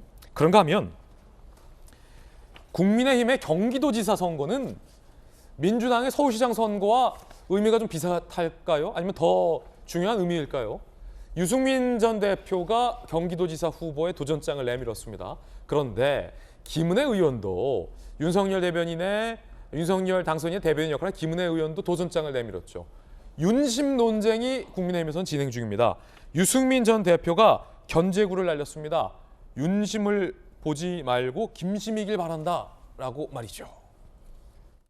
저는 유심이고 김은혜 의원님이 저는 윤심이 아니고 그냥 김심이길 바라고 윤석열 당선인께서 화두가 약속이 공정과 상식 아니겠습니까? 대통령은 뭐 이런 공천 개입이나 선거 개입은 절대 안 할 거라고 생각을 합니다. 각 후보들이 윤심을 뭐 팔 수는 있겠지만 저는 뭐 설마 우리 당선인께서 그럴 리가 없다. 지금 유승민 전 대표는 이제 완곡하게 부드럽게 얘기를 했지만 의미는 날카롭습니다. 설마 우리 윤석열 대통령 당선인이 특정인을 이렇게 뒤에서 밀어줄 리 없다라는 것은 강력한 경고이기도 합니다. 일종의 윤심 팔지 마라라는 경고로 들리기도 합니다. 자, 이에 대해서 김은혜 의원도 날카롭게 반박했습니다. 들어보시죠. 제가 결정하고 그리고 지금 나이가 몇인데요. 제가 책임을 지는 거죠. 아니 이왕 뭐 결심했으면 열심히 해보라라는 정도였는데 다른 후보님들한테도 그렇게 이야기를 하셨대요. 이번 선거에 나오기 전에 김은혜에게는 경기도에 대한 고민이 있었고 유승민 대표님이 정계 은퇴에 대한 고민이 있으셨잖아요. 그래서 이 미묘한 차이가 상당히 다른 결과를 만들어낼 것이라고 생각합니다. 내 나이가 몇인데 그러면서 유승민 전 대표가 정계 은퇴 결심을 하지 않았냐라는 말까지 미묘한 말까지 툭 건듭니다. 굉장히 치열할 것 같아요. 김병민 전 대변인 어떻습니까? 이 당내에서도 이거 뭐 누구를 지지해야 될지에 대해서 굉장히 고민이 깊다면서요? 네, 경기도에 있는 당협위원장 국회의원분들은 특히나 더 그런 고민들을 하고 있는 상황인 것 같고요. 굉장히 환영할 만한 일이다 저는 이렇게 생각합니다. 원래 지방선거건 대통령 선거든지 간에 특정한 후보 한 명이 정해놓고 선거를 치르게 되면 그 이상이 흥행이 되질 않습니다. 또 여기에 대해서 흥행이 되기 위해서는 다소 결이 다른 후보들 그리고 지지층들이 다른 후보들이 뜨겁게 경쟁하기 시작하면서 마지막에 손을 잡아야 그 다음에 경선 이후에 컨벤션 효과가 나타나게 되는 건데 유승민 의원이 갖고 있는 굉장히 좋은 정치적 자산이 있습니다. 중도 보수, 개혁 보수, 외연 확장에 대한 깊은 의미들을 담보하고 있지만 과거에 있었던 탈당 등에 대한 상황으로 인해서 당내 전통적인 지지층으로부터는 다소 거리감이 있는 것이 사실이거든요. 그래서 사람들이 고민하게 되는 건 만약 이대로 유승민 후보가 추대식의 경기지사 후보가 됐을 경우 과거에 유승민 후보를 별로 좋아하지 않았던 전통적인 지지층이 혹시 투표장에 안 나가면 어떡하지? 이런 고민들도 일부 있다는 겁니다. 근데 김은혜 의원이 나오기 시작하면서부터 대통령 당선에 가장 가까이 역할했던 사람이기 때문에 윤심이랑은 관계가 없는 것이죠. 윤석열 당선인이 지지했던 전통적인 지지층들까지도 폭넓게 규합하면서 누가 후보가 되든지 간에 같이 손을 잡고 선거를 치를 때만이 열세인 경기지사 선거에서의 본선 경쟁력을 확 높일 수 있다는 거거든요. 그러니까 지금 현재 여론조사가 유승민 후보가 조금 더 높게 나오는 형국이지만 이제 분위기가 막 박빙 형세로 가기 시작하게 된다면 경기지사의 전체적인 선거 구도에 매우 청신호가 켜진 게 아닌가 저는 이렇게 생각합니다. 긍정적으로 해석하셨어요. 긍정의 아이콘 김병민. 근데 지금 좀 날카로운 신경전이긴 해요. 아니 윤심 아니냐, 그러니까 내 나이가 몇인데 정계 은퇴하려던 분 아니냐. 이게 자칫 초반부터 굉장히 날카로운데 이게 더 막 심각한 정도 아니죠? 이 정도는 괜찮다? 이 정도면 충분히 괜찮을 정도고요. 괜찮다? 예, 그리고 윤심 논란에 대해서 좀 정리를 하고 싶은 게요. 지난번 대통령 선거 때 우리 같이 보궐선거가 치러지지 않았습니까? 5개 지역의 보궐선거가 치러졌는데 여기에 어디에 윤심이 작용합니까? 거기에서 경선을 통해서 되기도 하고 누가 봐도 그 지역에서 이제 명분 있게 선거에 출마하는 사람들이 보궐선거 당선이 됐는데 말 그대로 윤심을 바탕으로 선거하려고 그러면 보궐선거에서 윤석열 당선인과 가까운 사람들이 다 들어가겠죠. 제가 옆에서 지켜보건데 그런 애들이 하나도 없었고 당선인도 지방선거에 한 명 한 명 개입하려고 하는 의지가 아마 없을 것이라고 저는 분명하게 확신하고 있기 때문에 이런 논란들 다 차치하고 윤석열 정부의 성공은 국민의힘의 성공이고 이게 결국 국민들에게 모두에게 도움이 될 수 있는 상황으로 끌고 가는 것이 지금 나와 있는 후보들이 취해야 될 자세라고 봅니다. 정익준 변호사님, 윤심이 작용한 거 아니냐는 논란이잖아요. 김은혜 의원이 굉장히 흥미로운 얘기를 꺼내들었습니다. 오히려 윤석열 당선인에게 김은혜 대변인이 섭섭하다. 윤석열 당선인이 뭐라고 얘기했냐면 대통령 당선인이 김은혜 의원에게 이왕 그 결심했으면 열심히 해보라. 그 얘기만 하고 말았다는 거예요. 그래서 김은혜 의원이 내가 밀어줄게 하고 뭐 등을 딱 치거나 그래 빠르게 가 뭐 이렇게 하거나 했으면은 좀 좋았을 텐데 그 이왕 열심히 한 거 열심히 해보라. 이래서 좀 섭섭했다라는 얘기를 김은혜 의원이 하던데. 그게 뭐 섭섭할 일인가 하는 생각은 들고요. 아 그래요? 그다음에 이제 오히려 윤석열 당선인 입장에서는 예컨대 이제 유승민 그 전 경쟁했던 후보 아니었겠습니까? 유승민 후보가 경기도지사에 당선이 돼도 뭐 그렇게 나쁘지는 않을 것 같다. 저는 그런 생각이 들고 중요한 거는 윤심이나 뭐 그게 중요한 게 아니고 민심이 중요한 것이 아닌가 그런 생각이 듭니다. 그래서 왜냐하면 경기도에서 누가 되느냐보다도 더 중요한 것은 경기도에서 반드시 여당이 이기든지 야당이 이기든지 만약에 지는 쪽은 상당한 그 후유증이 있을 것이기 때문에 최선의 후보로 나가는 것이 그것이 마땅한 것이 아닌가. 저는 각 당에서는 그렇게 생각을 해야 된다라고 판단이 됩니다. 그렇군요. 그런가 하면 국민의힘의 어떤 경기도지사 경선 과정에서 논란이 하나 생겼는데 강용석 전 의원, 강용석 변호사의 입당을 국민의힘의 최고위에서 불허를 한 겁니다. 강용석 변호사, 강용석 전 의원은 반발을 하고 있습니다. 일단 이준석 대표 이야기 듣고 강용석 변호사 입장도 듣겠습니다. 사안에 대해서 그 최고위원들의 의사를 묻기 위해서 투표를 했고 부결되었습니다. 그렇기 때문에 입당 불허라고 쓰셔도 될 것 같습니다. 사무처에서 실무자들이 다수인 것만 알려달라고 했기 때문에 그 수치는 공개하지 않습니다. 최고의 결정이라는 게 당대표 개인의 사감으로 이렇게 될 수 있다는 게 저는 믿어지지가 않는데 희대의 캐릭터가 당을 장악해서 이렇게 황당한 상황이 펼쳐지고 있는데 이런 상황에서 지방선거의 승리를 과연 가져올 수 있겠느냐. 완전히 사당을 지금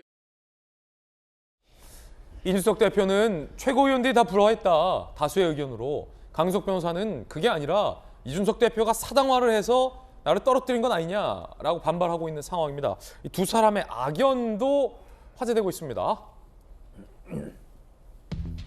대선 기간부터 최근까지 이준석 대표의 성 관련 의혹, 성상납 의혹을 이 강용석 변호사는 제기하고 있습니다.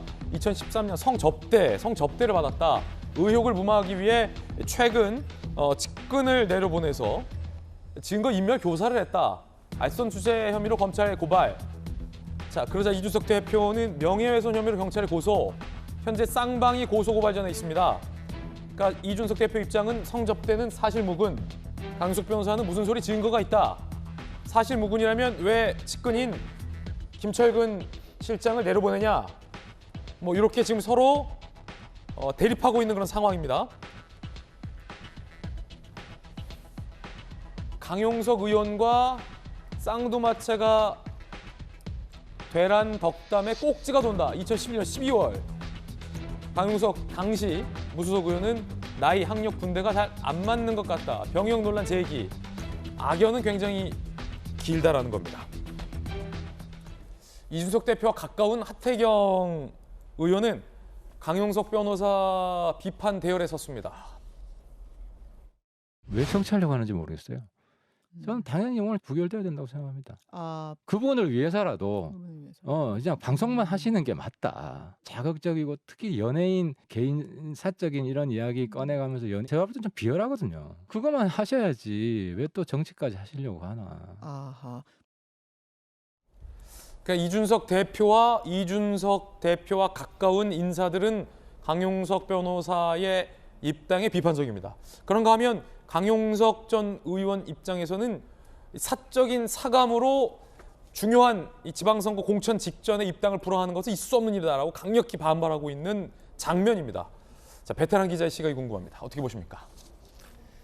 일단 서울시당에서 강용석 변호사가 다시 이제 입당을 하겠다라고 신청을 했을 때 이제 서울시당에서 통과시켜서 그게 최고위에 이제 올라갔죠, 상정됐죠. 그래서 최고위에서는 어제 근데 한 명을 제외하고 나머지가 모두 반대했다고 합니다. 꼭 이준석 대표가 뭐 그 논의를 주도했다라고 볼 수는 없겠지만 어쨌든 둘의 악연은 뭐 저희가 뭐 2011년까지 거슬러 올라갔는데 뭐 최근에 어쨌든 간에 대선 기간에 2013년도에 이준석 대표가 어떤 뭐 성접대를 받았다 이 문제로 굉장히 날카롭게 대립하고 있죠. 뭐 그런 점에서 뭐 어떤 일정 정도 뭐 이준석 대표도 굉장히 껄끄럽거나 불편한 뭐 마음은 있었겠죠. 근데 그래도 불구하고 기본적으로 강용석 변호사가 지금 이제 한 유튜브를 운영하고 있는데 뭐 강용석 변호사 변호사이기도 하고 전직 국회의원이기도 합니다. 그런데 어떤 뭐 사회적 책임 것보다는 뭔가 좀 너무 자극적인 주제를 많이 다루고 그뿐이 아니라 그러다 보니까 이제 여러 명예훼손에 걸렸었죠. 근데 명예훼손 사건 관련해서 경찰이 소환을 요청했는데 소환에 응하지 않으니까 그야말로 체포영장을 집행합니다. 근데 그것도 이제 그걸 오히려 실시간 중계를 하면서 오히려 그런 것까지를 약간 돈벌이 수단으로 활용하는 거 아니냐 이런 비판이 있었죠. 또 최근에 가장 큰 비판은 이거였습니다. 민주당의 공동 선대위원장에 임명됐던 조모 씨가 있었죠. 그런데 그분의 이제 사생활 논란을 이 유튜브에 처음 제기를 합니다. 강용석 변호사가 제기를 했는데 중요한 건 강용석 변호사가 이 조 씨의 미성년자 자녀를 자신의 소셜미디어에 신상을 공개합니다. 이런 건 굉장히 공인이라고 보기엔 무책임한 행동이라고 볼 수 있는 거죠. 뭐 그런 점들이 저는 전체적으로 국민의힘 최고위에서 좀 논의된 게 아닌가 이런 생각이 좀 그런 것들이 반영돼서 부결된 게 아닌가 싶어서 꼭 뭐 사감만을 얘기하기 좀 어렵다 이런 생각이 듭니다. 그런가 하면 대구시장 경선 열기도 뜨겁습니다. 홍준표 전 의원이 대구시장 도전장을 내밀었고 김재원 전 최고도 내밀었고 유영하 변호사도 도전장을 내민 가운데 박근혜 전 대통령이 유영하 예비후보의 후원회장을 맡았고 박근혜 전 대통령이 직접 유영하 변호사의 지지를 호소하기도 했습니다. 영상이 공개됐는데 그 영상 보시죠.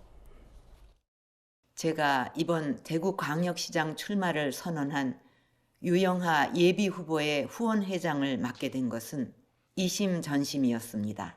지난 5년간 제가 가장 힘들고 고통스러웠던 시간을 저의 곁에서 함께 했습니다. 모든 사람이 떠나가고 심지어 저와의 인연을 부정할 때에도 흔들림 없이 묵묵히 저의 곁에서 힘든 시간을 함께 참아냈습니다. 심지어 수술하고 퇴원한 다음 날에도 몸을 돌보지 않고 법정에서 저를 위해 변론을 하였습니다. 제가 이루고 싶었던 꿈은 이곳 대구에서 유 후보가 저를 대신하여 이루어 줄 것으로 저는 믿고 있습니다. 강력한 표현들이 나왔습니다. 이곳 대구에서 저를 대신해서 꿈을 이루어줄 것을 바란다. 강력한 초강력한 메시지가 나왔고 굉장히 의미심장한 표현들이 있었는데 힘든 시기 동안 나에게서 등 돌린 사람들이 있었지만 유영하 변호사는 진실한 사람이라고 했어요. 그래서 특정인 정치인들 누군가를 뭐 겨냥한 거 아니냐라는 뭐 각종 분석도 나오고 있는데 일단 김명민 전 대변인 어떻게 보십니까? 박근혜 전 대통령이 생각보다 일단 건강을 좀 많이 회복해 가고 있다라는 점. 두 번째는 이 유영하 변호사는 굉장히 진실한 사람이다라고 대구 시민들에게 호소했다는 점. 어떻게 보세요? 저는 사람으로서 충분히 할 수 있는 얘기들을 했다고 생각을 합니다. 그러니까 박근혜 전 대통령이 지난 그 교도소에서 있었던 시간들을 생각해 보면 개인적으로 견디기 굉장히 어려웠던 세월일 거라고 생각이 들고 조금 전에 얘기했던 모습을 보면 저와의 인연을 다 부정하고 끊어냈던 사람들에 대한 메시지들이 나오지 않습니까? 그러니까 저는 사실 박근혜 전 대통령 한 번도 만나본 적이 없습니다. 근데 박 전 대통령과 오랜 동안 인연을 맺어오면서 같이 정부를 구성했던 사람들이 있었을 텐데 그런 박 전 대통령이 탄핵을 거치면서 전혀 다른 모습으로 보여왔던 사람들에 대한 내용을 아마 박근혜 전 대통령은 어떤 고민과 기억을 갖고 있을까 이런 생각이 들기도 하고 그때 유영하 변호사가 옆에서 끊임없이 어려운 시기를 지켜줬기 때문에 본인이 지금 할 수 있는 최선을 다해서 유영하 변호사를 도와주는구나 뭐 이 정도의 상황으로 사람들이 인식하지 않을까 싶고요. 다만 이제 박 전 대통령 개인의 입장에서 그런 얘기를 할 수 있겠지만 정치라는 건 특정인 누군가가 손을 들어주고 누군가가 함께 이 사람을 지원한다 해서 그 판단이 전체적으로 선거에 영향을 미치지는 않는다고 봅니다. 박근혜 전 대통령이 한때 선거의 여왕이라고 불렸던 때가 있거든요. 그때도 누구보다 유영하 변호사를 아꼈기 때문에 가서 손을 여러 번 들어줬지만 번번이 낙선의 이 고배를 마실 수밖에 없었던 상황들이 있습니다. 결국 대구를 위한 상황 속에서 대구 시민들에게 어떤 방식으로 누가 정치를 할 것인지가 매우 중요한 상황으로 볼 수밖에 없을 건데요. 앞서 김은혜 대변인이 그런 얘기도 하지 않았습니까? 내 나이가 몇인데 누구 다른 사람 이런 얘기를 하는 것들처럼 정치는 결국 본인 스스로가 어떤 비전을 가지고 시민들께 다가설 수 있느냐가 중요한 얘기고요. 다만 이 장면을 통해서 볼 수 있는 건 정치적인 의리를 지켰던 사람과 그 의리에 대해서 같이 옆에 서 있고 싶은 박근혜 전 대통령에 대한 마음, 그 인간적인 모습 정도를 함께 기억하는 정도가 아닐까 저는 이렇게 생각합니다. 네, 지금 김명민 전 대변인은 인간적인 관계로 이제 저런 후원회장으로서 메시지를 냈다고 보는데 사실은 저 메시지에 제가 들은 것 중에 아까 얘기한 건 굉장히 중요한 메시지죠. 저와 인연을 부정했던 뭐 그런 사람들이 많았다라고 하면서 그 다음에 또 어떤 얘기까지 하냐면 그러면서 유영하 변호사가 제 눈과 귀를 가려서 사람들의 만남을 차단했다는 터무니없는 모함까지를 참아낸 사람이다 이렇게 딱 표현합니다. 그러니까 저는 그걸 들으면서 이쯤 되면 그냥 박근혜 전 대통령이 유영하 변호사와의 인간적인 관계 때문만에 이 메시지를 낸 게 아니라 거의 본인이 하고 싶은 작심 메시지를 냈다 이렇게 볼 수 있는 여지가 흔히 많다. 그렇군요. 그런 점에서 사실상 유영하 변호사를 대리인으로 내세운 거죠. 그렇게 되면 이거는 그냥 어떤 인간적인 관계에서 도와달라 이 정도가 아니라 본인 스스로가 이번 지역 경선에 참여한다 이런 느낌을 줄 정도의 메시지다. 굉장히 그런 생각이 들어서 거의 제가 볼 때는 이번 대구 경선은 홍준표냐 아니면 유영하냐 김재원 이런 게 아니라 홍준표냐 아니면 박근혜냐 이렇게 지금 가는 구도가 만들어지는 거죠. 그래서 이런 점에서 물론 유영하 변호사가 굉장히 오랫동안 고생했고 이런 거에 대한 인간적인 어떤 안타까움도 있겠지만 과연 사면을 받고 최근에 그런 전직 대통령인데 어떤 큰 정치 메시지가 아니라 자신의 대리인을 지지하는 메시지가 첫 정치적 메시지다 이렇게 봤을 때 과연 대구 시민들은 어떻게 느낄까라는 생각이 드는데 제가 얼마 전에 대구 시민들 몇 명 만나봤는데 대구 시민들도 사실 박근혜 대통령 이 정도까지 적극적으로 정치에 참여하는 것에 대해서 굉장히 엇갈린 민심이 많다 이런 얘기를 하더라고요. 그래서 과연 이번 경선에서 어떻게 결과가 나올지 굉장히 주목된다는 생각이 듭니다. 굉장히 흥미로운 선거 구도가 형성되고 있습니다. 이번엔 저희가 준비한 네 번째 이야기를 시작하겠습니다. 주제 공개하죠. 익사 3시간 전 그들 다이빙 시범의 조롱. 저희 채널A가 단독으로 영상 하나를 확보했습니다. 사망한 피해자가 물에 빠져 익사하기 불과 3시간 직전에 촬영된 영상이고 저희 채널A 기자가 단독으로 확보한 영상입니다. 영상 속에서는 가해자 일당들이 수영을 전혀 하지 못하는 피해자에게 앞서 다이빙 시범을 보여주고 뛰어내리라며 조롱을 하는 장면이 선명하게 담겨져 있습니다. 그 영상 바로 보시죠. 자, 지금 보고 계신 이 장면, 이은혜와 함께 피해자를 살해했다라는 혐의가 제기된 공범의 모습입니다. 조현수가 직접 다이빙 시범을 하고 있는 모습입니다. 그러면서 검찰과 경찰은 당시 현장에 있었던 이 일행들의 진술에 주목하고 있는데 다이빙을 마지막으로 제안한 사람이 바로 아내 이은혜였다는 겁니다. 특히 사망한 피해자가 나는 안 뛰겠다고 말하자 이은혜가 그럼 내가 대신 뛰겠다라는 취지로 독촉을 해서 조현수나 일행들도 차례대로 이처럼 다이빙을 하면서 입수할 수밖에 없는 분위기를 만들어서 사망에 이르게 했다는 것이 검찰과 경찰의 시각입니다. 피해자 윤 씨 포함 7명이 계곡에 도착했고 방금 보셨던 영상이 촬영됐습니다. 이은혜, 조현수가 다이빙을 유도했고 피해자 윤 씨는 뛰어내립니다. 당시 일몰 시간이 7시 55분인데 계곡 인근은 어둡고 서늘했습니다. 당시가 8시 17분이니까 춥고 어두웠던 시각이었습니다. 그뿐만이 아닙니다. 저 물놀이 현장에서 아내 이은혜는 남편인 윤 씨를 향해서 노골적인 조롱을 하는 듯한 장면도 담겨 있습니다. 제가 뜨는 게 신기하지 않아? 쟤 어떻게 뜨냐?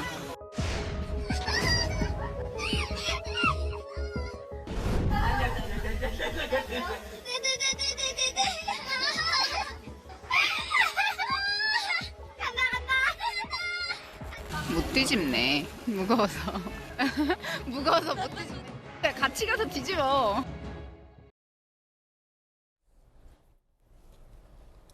만약에 이 사건의 결과가 달랐다면 아무도 사망하는 사람이 없었다면 짓궂은 물놀이 정도로도 볼 수 있겠습니다만 바로 이 장면에서 남편이 사망을 합니다. 불과 몇 시간 뒤에 다이빙을 하고 사망을 하고 검찰과 경찰은 이은혜 일당이 고의적으로 구조를 하지 않았다라고 판단을 하고 있습니다. 그날 계곡에서 사망을 한 겁니다. 당시 다이빙했던 절벽의 높이와 수심 한번 볼까요? 4m 높이, 수심은 3.5m. 수영을 하지 못했던 윤 씨 입장에서는 죽으라는 말과 다름없는 다이빙 독촉과 노골적인 조롱이 이어지는 겁니다. 김영주 의원님, 지금 저희 채널A의 단독 확보 장면을 봤습니다. 웃음소리가 굉장히 좀 섬뜩합니다. 어떻게 보셨습니까? 사실 뭐 부부라고 하면 그러니까 남편이 뭘 좋아하고 뭘 싫어하고 그런 것들은 좀 같이 재미있게 노는 부분하고 극히 싫어하는 부분은 좀 상가하는 최소한 그러한 에티켓이 있어야 되겠죠. 그런데 지금 뭐 그야말로 물을 무서워하는 사람 아니겠습니까? 뭐 다이빙도 할 수 없다 그러면 다른 사람이 그를 하더라도 사실은 그런 괴롭힘을 못하게 말게 되는 일차적 책임을 가지는 분이 사실은 부부 중에 아내이고 혹은 남편이 될 수도 있겠죠. 그런데 그런 부분이 아니고 그런 어려움들을 오히려 더 괴롭게 만들고 유도해 갔다는 측면에서 굉장히 악의적이다. 그렇게 볼 수 있고요. 저도 좀 물에 대해서 자유롭지는 못합니다만은 실제적으로 보면 물이 두려운 사람에게 이렇게 보트를 뒤집게 한다든지 저런 것들은 굉장히 악몽 같은 부분이거든요. 그래서 실제적으로 저러한 시도들이 있었다는 것이 굉장히 정말 그 인륜적인 부분에서는 굉장히 해서는 안 되는 그런 만행이다 그렇게 볼 수 있겠습니다. 그렇군요. 자, 정육진 변호사님, 네네. 이 장면이 사실은 더 많았습니다만 노골적인 조롱과 이 여성이 남성을 향해서 굉장히 뭐랄까요, 눈살 찌푸러지게 만드는 이 조롱, 더욱이 아내가 남편에 대해서 사망한 피해자의 유가족들을 생각해서 저희들은 고려해서 전체를 공개하지 않았습니다만 수사기관은 이 영상을 들고 있단 말이에요. 어떻게 보십니까? 사실은 저는 너무 마음이 아파요. 왜냐하면 제가 보험법 관련해 가지고 일을 많이 했는데 예. 저 사람들은 돈에 눈이 먼 사람들이고요. 저 사람들한테는 피해자는 돈벌이 수단에 불과했고요. 저 사람들한테는 피해자는 반드시 저 시간에 사망을 했어야 됐어요. 왜냐하면 제가 찾아보니까 2017년 3월 달에 혼인신고를 함으로써 법적인 부부가 됐는데 8월 달에 어떤 일이 있었냐면 보험 가입을 했어요. 보험 가입을 했는데 보험금이 8억 원이었는데 보험금이 8억 원이니까 보험료가 상당히 비쌌던 것 같아요. 한 100만 원 돈 가까이. 그런데 2019년 6월 30일 날 그 피해자가 사망을 했으니까 거의 한 20개월 정도 유지가 됐는데 보험료가 비싸니까 보험료를 계속 유지하지 못하고 중간에 이제 보험료를 못 냈는데 한 2달 정도 보험료 못 내면 보험 계약이 해지가 되거든요. 그런데 7월 1일부터는 그 피해자가 사망을 해도 그러니까 보험금이 나올 수가 없는 상황이었어요. 그러니까 온갖 수단을 써가지고 피해자를 죽이려고 했던 거고 굉장히 계획적인 보험 살인이었다. 라는 게 이제 검찰과 경찰 수사 당국의 시각이죠. 네, 제가 봤을 때도 그렇고 그다음에 앵커가 처음에 이야기했지만 6월 30일입니다. 6월 30일이면 해가 좀 길어졌다고 하더라도 저 시간이 언제냐면 밤 8시가 넘었어요. 어떤 미친 사람들이 밤 8시에 저런 계곡에 가가지고 다이빙을 합니까? 저거는 사람을 죽이기 위해서 아주 작정을 갖다 한 것이기 때문에 반드시 잡아서 법에 엄정한 책임을 물어야 된다. 저는 그렇게 생각합니다. 자, 이 검찰과 경찰 수사기관이 갖고 있는 시각에 대해서 정익진 변호사 소개해 주셨고 이 의혹을 사실관계 규명하기 위해서라도 빨리 용의자들을 검거해야 합니다. 그런가 하면 오늘 한 보도에 따르면 보거도구로 살해 시도했다라는 정황도 의혹도 제기되고 있습니다. 조선일보 보도에 따르면 검찰이 2019년 2월 보거도구로 윤 씨를 살해 시도했다라는 내용이 달린 텔레그램 대화를 확보했다라는 보도가 나왔습니다. 당시 치사량이 미달이라 미수로 그쳤다라는 건데 이은혜가 조연수에게 보거 피를 이만큼 넣었는데 왜 안 죽지라는 텔레그램 메시지를 보냈다라는 걸 수사기관이 확보했다라는 기사가 조선일보 등에 보도되고 있습니다. 이 사실 여부도 빨리 규명을 하려면 우리 국민들의 협조가 필요합니다. 저희들은 60초 광고 후에 돌아오겠습니다. 잠시 후에 뵙죠. 이번 주 저희가 준비한 순서 모두 다 전해드렸습니다. 좋은 주말, 건강한 주말 보내시고요. 저희들은 월요일 아침 8시 50분에 풍성한 소식 들고 인사드리겠습니다. 오늘 하루는 분명 어제보다 나을 겁니다. 좋은 하루, 좋은 주말 되십시오. 감사합니다.